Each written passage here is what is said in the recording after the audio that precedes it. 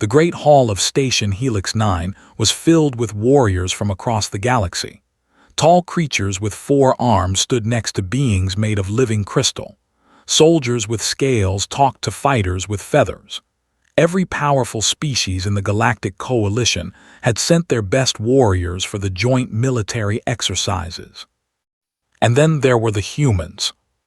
Captain Park stood at the back of the hall with his team of 40 soldiers. They wore simple gray uniforms. They carried basic rifles. They had no special armor, no extra limbs, no natural weapons. Among the giants and monsters of the galaxy, they looked like children pretending to be soldiers. Lieutenant stood beside her captain. She was a small woman with sharp eyes and quick hands. She had served with Park for 7 years, and she knew him well enough to see the tension in his jaw. He was angry, but he would never show it. "Look at them staring at us," she whispered. "Let them stare," Park replied quietly. "We are not here to impress them." At the front of the hall, High Marshal of the Empire raised his 4 massive arms for silence. They were the most respected warriors in the coalition. They stood 3 meters tall, with blue skin as hard as stone and muscles that could crush metal. Had conquered 17 worlds. He had never lost a battle. His yellow eyes found the human soldiers at the back of the room, and his wide mouth stretched into something like a smile. "Welcome, warriors of the coalition," his voice boomed through the hall. "We gather here to train together, to learn from each other, and to prepare for the threats that face our alliance." He paused, and his eyes stayed on the humans. "I see we have new members joining us this year. The humans of Earth have finally earned their place at our table." He spread his 4 arms wide. "Let us welcome them properly." Laughter rippled through the hall. It was not friendly laughter. An officer near spoke loudly. "Perhaps they can cook our meals while we train. I hear humans are good at serving food." More laughter. A crystal being made a sound like breaking glass, which was how its species showed amusement. Held up a hand. Now, let us be fair. Humans have proven themselves persistent. They survived their primitive wars. They learned to travel among the stars." He tilted his head, studying Park like a scientist studying an insect. "But I am curious. What exactly do humans bring to warfare?" The hall went quiet. Every alien eye turned to the human captain. Park stepped forward. His face showed nothing. "We bring what we have always brought, High Marshal, ourselves." Laughed. It was a deep, rumbling sound. "Yourselves. You have no exoskeletons to protect your soft flesh. You have no neural enhancers to speed your thoughts. You have no plasma claws, no acid blood, no natural armor." He walked closer to the human, towering over him like a mountain over a stone. "Your bones break easily.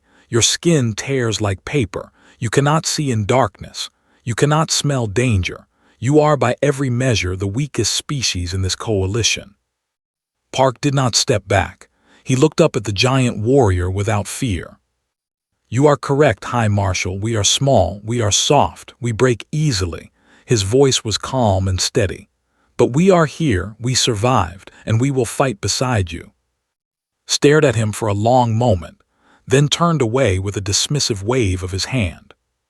"Very well. The humans will be assigned to rear support during exercises. We would not want them to get hurt." Lieutenant's hands tightened into fists at her sides. Rear support. It was an insult. It meant the coalition thought humans were useless in real combat. As the assembly ended and soldiers began to leave, moved close to her captain. "Sir, we cannot accept this. Our soldiers trained for years to be here. They deserve respect." Park watched the aliens walking away, still laughing and joking about the weak humans. "Respect is not given, Lieutenant. It is earned." He turned toward the corridor that led to the human section of the station. "And we will earn it, but not today." Followed him through the metal hallways. She had questions, but she knew her captain well enough to wait. They reached a large cargo bay at the end of the human section. 2 soldiers stood guard outside. When they saw Park approaching, they quickly stepped aside. "Has anyone else been here?" Park asked. No, sir, the aliens have not come to this section. Park nodded and pressed his hand against the scanner. The heavy doors slid open. Inside the cargo bay it was dark, but could hear something. Breathing. Multiple creatures, large ones, breathing slowly in the darkness. She could hear the soft sound of movement, of bodies shifting, of something that sounded almost like tails wagging against metal floors. And then she heard the growling, low, deep, and powerful, the sound of predators waiting to hunt. What are they? She asked, though she already knew. Park stepped into the darkness, heard him kneel down, heard a different sound now, a happy whimpering, the sound of creatures greeting someone they loved. They are the reason humans survived 10,000 years of war, Park said from the shadows. They are our oldest friends, our most loyal soldiers. She heard him scratching something behind its ears, heard a tail beating faster against the floor. The coalition thinks we came here with nothing. They are wrong. A pair of eyes appeared in the darkness, then another pair, then another, yellow eyes and brown eyes, sharp and intelligent, watching with calm interest. Lieutenant, Park said, meet the battle dogs. They have been waiting a very long time to show the galaxy what humans and their partners can do. In the darkness, something barked once. It sounded like a promise. The distress signal came 3 days later. Lieutenant was in the training room when the alarm started screaming. Red lights flashed across every corridor of Station Helix 9. Within minutes, every soldier on the station was running toward the command center. She found Captain Park already there, standing quietly at the edge of the room while alien commanders shouted at each other. High Marshal stood at the center, his 4 hands moving across holographic displays. The mining colony on 6 announced, 800 civilians, the Shrike have attacked. A cold silence fell over the room. Every warrior knew the Shrike. They were creatures, standing 2 meters tall with razor-sharp limbs and armored bodies. They moved faster than any other species. They killed without mercy, without reason, without stopping. They were the monsters that other monsters feared. How many Shrike? Asked the Crystal Commander. Unknown, the colony's communications were cut before they could give numbers. His yellow eyes were hard. We must assume the worst. This could be a full swarm. Watched the alien commanders. For the first time since arriving at the station, she saw fear in their eyes. Even the mighty looked worried. We send everything, decided. Every combat unit deploys immediately. We will crush these insects and save the colonists. His eyes swept across the room and stopped on Captain Park. The humans will remain in rear support, guard the landing zone and medical stations. He turned away before Park could respond. We cannot afford to babysit weak soldiers during a Shrike engagement. Felt anger burning in her chest, but Park simply nodded. Understood, High Marshal, we will be ready. 2 hours later, 20 coalition ships descended through the gray clouds of 6. The moon was cold and rocky, with thick fog covering everything. The mining colony sat in a valley between 2 dark mountains. What they found was horror. The outer buildings were destroyed. Bodies lay everywhere, colonists who had tried to run. The Shrike had been fast. The Shrike were always fast. Led the main force into the colony while the humans stayed at the landing zone, watching the fog and feeling useless. Sergeant checked her rifle for the 10th time. This is wrong, she muttered. We should be in there fighting. Private sat beside her, one hand resting on the head of his partner. Ghost was a Belgian with gray fur and a long scar across his face. He was 5 years old and had fought in 12 battles. Right now, his ears were pointed forward and his body was tense. Ghost knows something is wrong, said quietly. He has been like this since we landed. Staff Sergeant O'Meara looked at the fog surrounding them. The Shrike are smart, smarter than the Coalition thinks. This feels like a trap. Inside the colony, her fears came true. The Shrike had been waiting. They had hidden in the walls, under the floors, inside the ceilings. Once forces reached the central hub, The insects attacked from everywhere at once. Screams filled the communication channels. Warriors, the strongest soldiers in the galaxy, were being torn apart. Their armor could stop plasma fire, but the Shrike's claws cut through it like paper. Their enhanced speed meant nothing against creatures that moved even faster. "Fall back," his voice roared through the comms. "All units fall back to the central hub." But there was no falling back. The Shrike were everywhere. At the landing zone, Park listened to the chaos.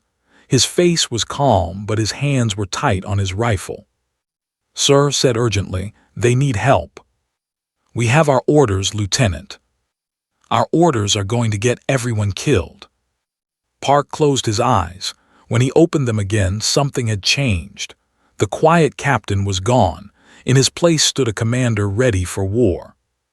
"All units," he said into his communicator, "prepare the dogs, we are going hunting." Sergeant moved fast. The cargo containers opened, and 12 dogs emerged into the fog of 6. They were large animals, bigger than normal dogs, with muscles built for combat and teeth that could crush bone.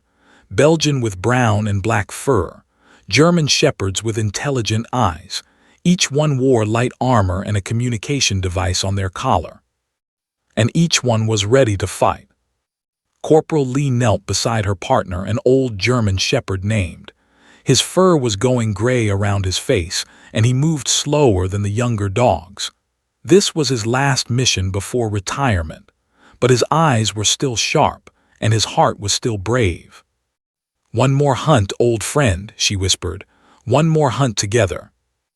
Licked her face and wagged his tail. The human soldiers moved toward the colony. The fog swallowed them, but the dogs led the way.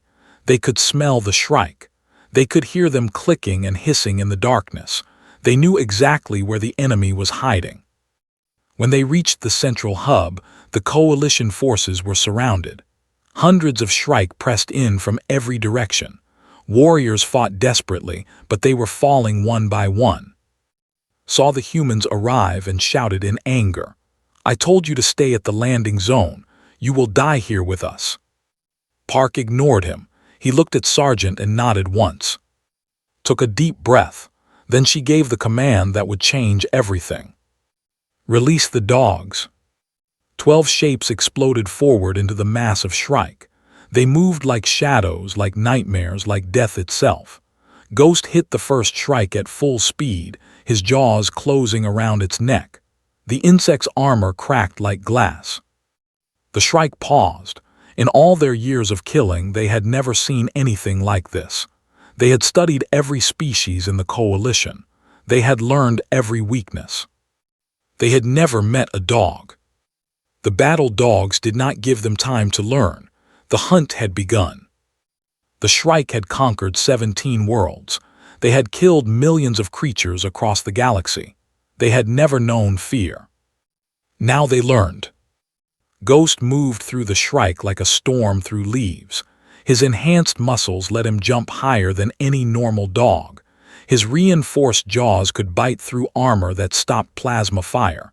But it was not just his strength that made him deadly. It was his intelligence. It was his bond with Private. "Ghost left side," shouted.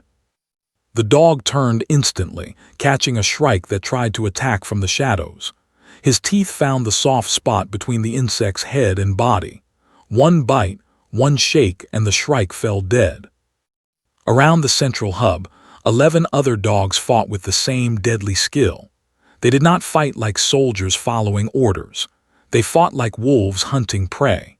They worked together without speaking, each dog knowing exactly where the others were, each dog protecting the others from danger. Sergeant moved with her partner, a large Belgian named Thunder. She fired her rifle at any Shrike that got too close while Thunder tore through the insects on the ground. They had trained together for 4 years. They knew each other's movements like they knew their own heartbeat. "Push them back," yelled. "Drive them toward the east corridor." The dogs understood. They changed their attack pattern, biting and snapping at the Shrike, forcing them to retreat. The insects tried to fight back, but every time they focused on one dog, Another would attack from a different angle. This was pack hunting. This was how wolves had survived for millions of years on Earth. This was why humans had chosen them as partners so long ago. High Marshal watched with his mouth hanging open. His best warriors had been falling to the shrike. Now these strange Earth creatures were pushing the insects back like they were nothing. "What are they?" he whispered. "What are these things?" Captain Park stood beside him, firing at shrike that got too close. "They are dogs, High Marshal. They have been fighting beside humans since before we had metal weapons, since before we had fire." "But how? They are just animals." "No," Park watched Ghost take down another shrike. "They are not just animals. They are our partners, our family. They chose to stand beside us when we were weak and afraid. They chose to hunt with us, to protect us, to die for us." He turned to look at, and we chose to love them in return. Could not understand. In the coalition, soldiers fought for duty, for honor, for conquest. They did not fight for love. Love was weakness. Love made you slow and stupid. But these dogs did not look weak. They looked like the most terrifying warriors he had ever seen.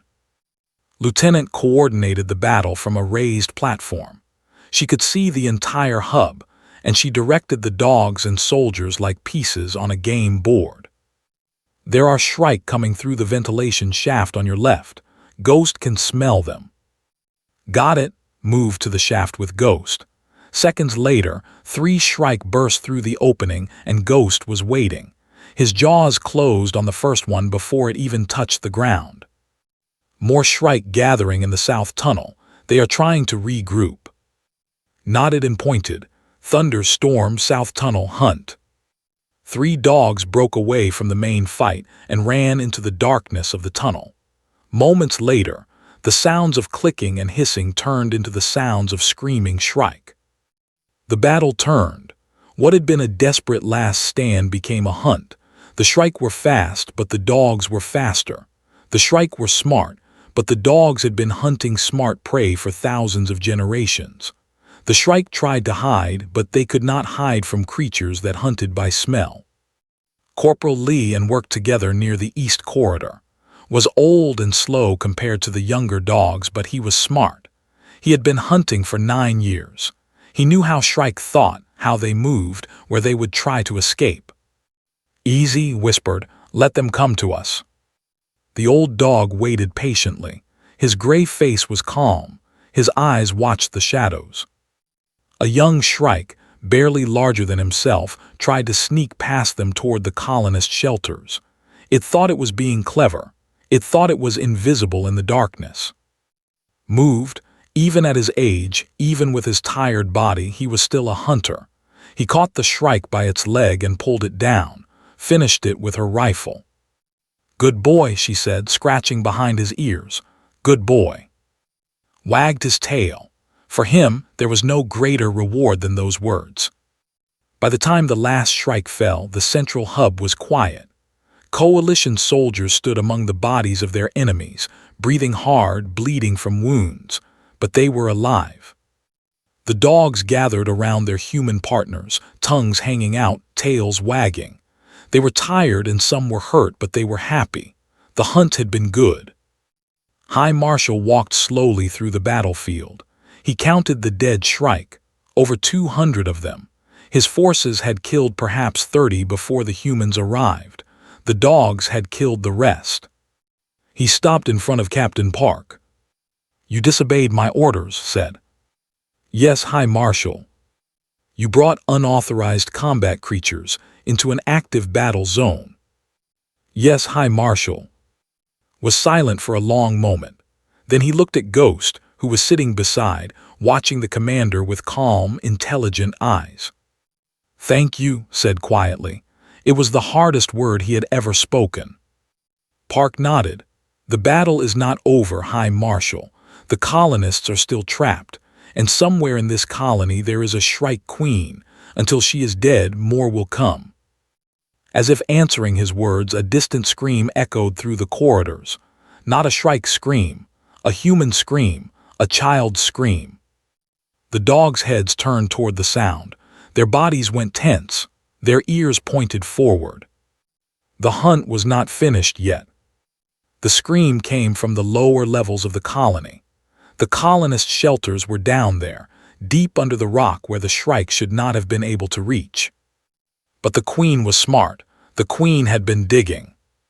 Corporal Lee was the first to reach the stairs leading down, ran beside her, his old legs moving faster than they had in years.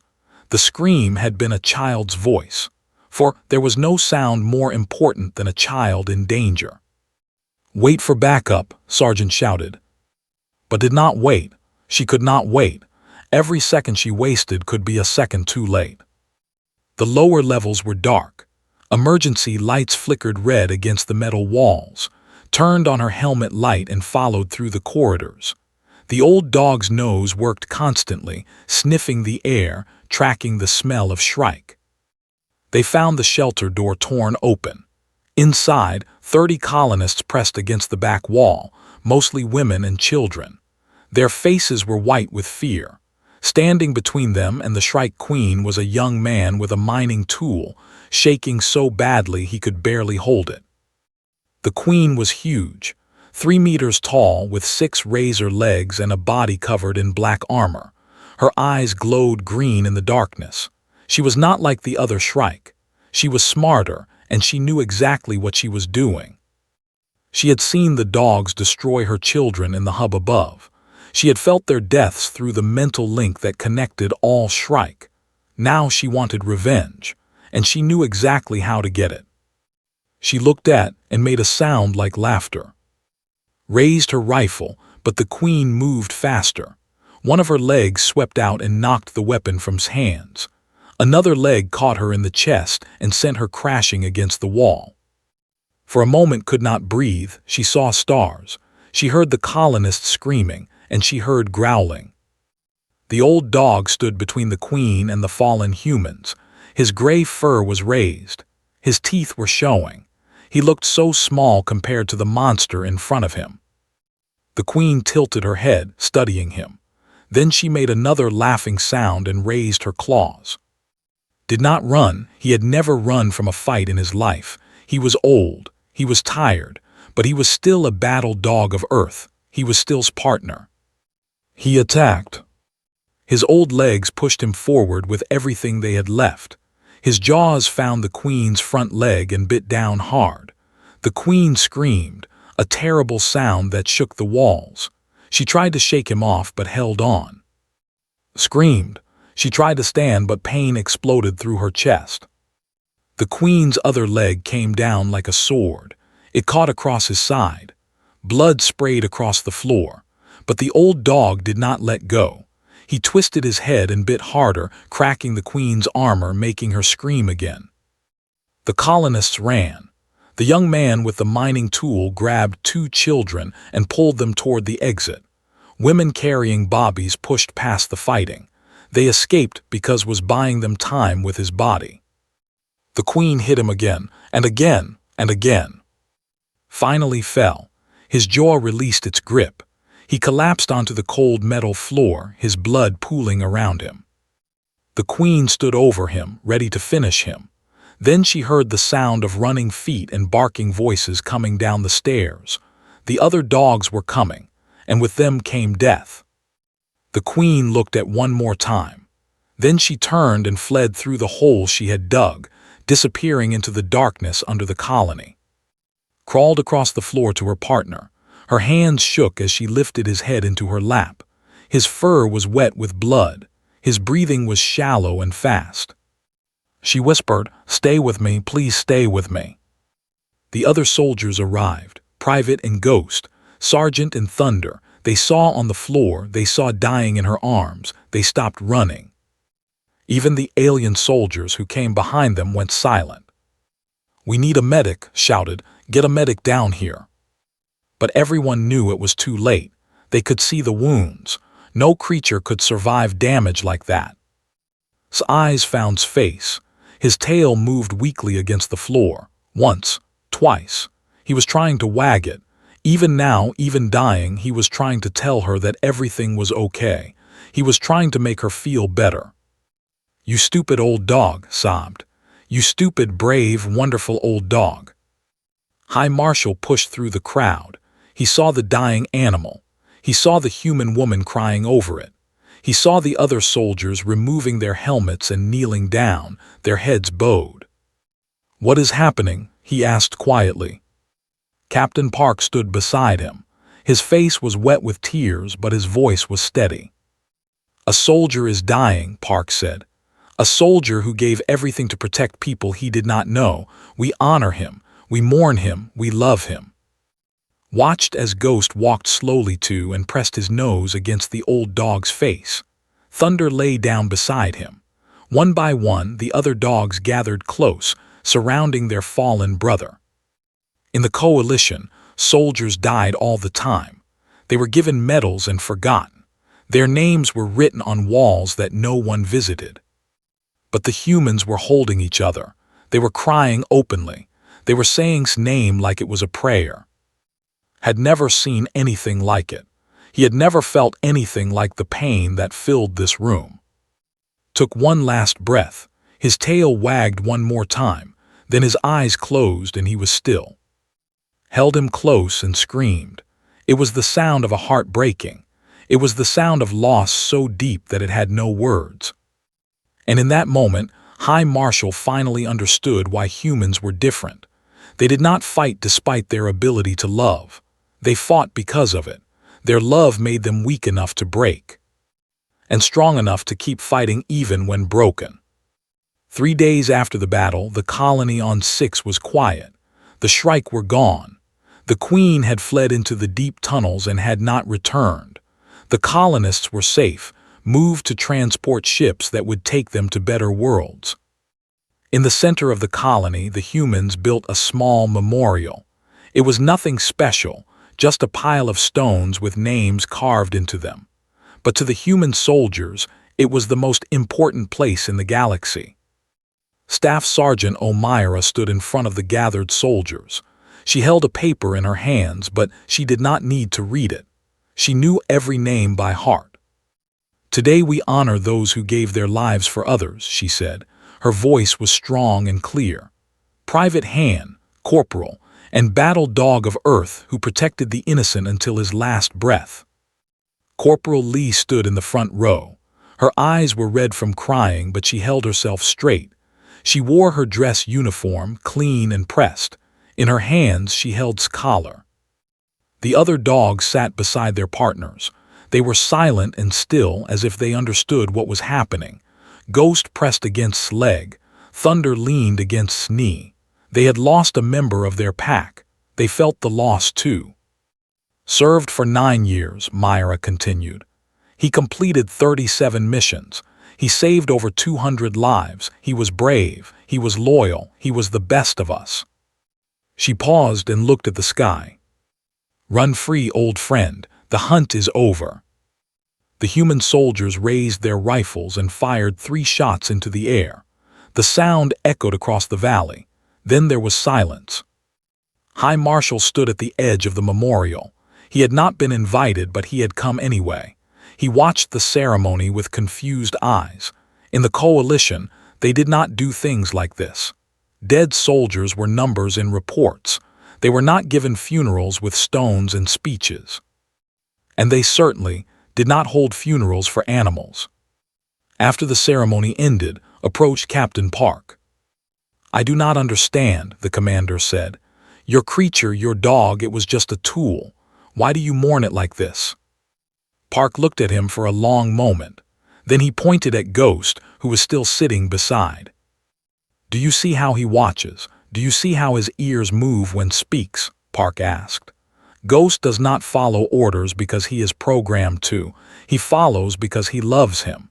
He would die for without hesitation. Not because someone told him to, because he chooses to." Frowned, "Love is weakness. It clouds judgment. It makes soldiers hesitate."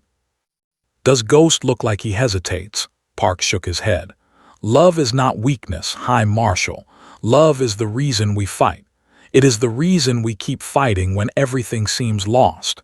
It is the reason stood against a Shrike Queen when he knew he could not win." He turned to face directly. 10,000 years ago, humans were weak creatures living in caves. We had no claws, no armor, no venom. We should have died out. But one day a wolf came to our fire. It could have eaten us. Instead, it sat down beside us. It chose us, and we chose it. Listened in silence. Since that day, dogs have been with us through everything. They hunted with us when we were hungry. They protected us when we were in danger. They loved us when we were alone. Park's voice grew thick with emotion. They taught us that strength is not about being powerful. Strength is about being willing to fight for something you love, even when you are afraid, even when you might lose. He looked at the memorial where his name was carved in stone. That is why we mourn. That is why we honor them, because they showed us how to be brave. Later that evening, Lieutenant found sitting alone near the landing zone. The corporal was staring at the stars, his collar still in her hands. "How are you feeling?" asked softly. Did not answer for a long moment. Then she said, "They brought me something today from Earth." She held up a small photograph. In it, a German shepherd puppy sat on a blanket, looking at the camera with bright, curious eyes. "His name is," said. "He is grandson. They want me to train him to be my new partner." Sat down beside her, "And will you?" Looked at the photo. Tears fell down her cheeks, but for the first time in 3 days she was smiling. "Would want me to. He would not want me to be alone." She touched the puppy's face in the photo. "And will need someone to teach him, someone who remembers what taught me." She looked up at the stars. Love does not end when someone dies. It just changes. It becomes memory. It becomes strength. It becomes the reason to keep going. The next morning, the Coalition sent a formal message to Earth. High Marshal had written it himself. It was a request, not an order. The Galactic Coalition was asking humanity to send more K-9 combat units to serve in joint operations. When asked why, gave an answer that confused his fellow commanders. "Because they are not just weapons," he said. "They are reminders of why we fight. Every species in the Coalition fights to survive or to conquer, but humans fight for love, for family, for their dogs, and for each other." He paused. "We have much to learn from them." A year later, the first memorial was built on Station Helix 9. It listed every soldier who died defending the Coalition, regardless of species. And for the first time in galactic history, it included the names of animals. His name was carved at the very top. Below it were simple words that humans had been saying for 10,000 years, words that meant more than any weapon or any army. "Good boy." And somewhere across the stars, running through fields that never ended, a gray old dog wagged his tail. The hunt was over. He could finally rest. But his legacy would live forever.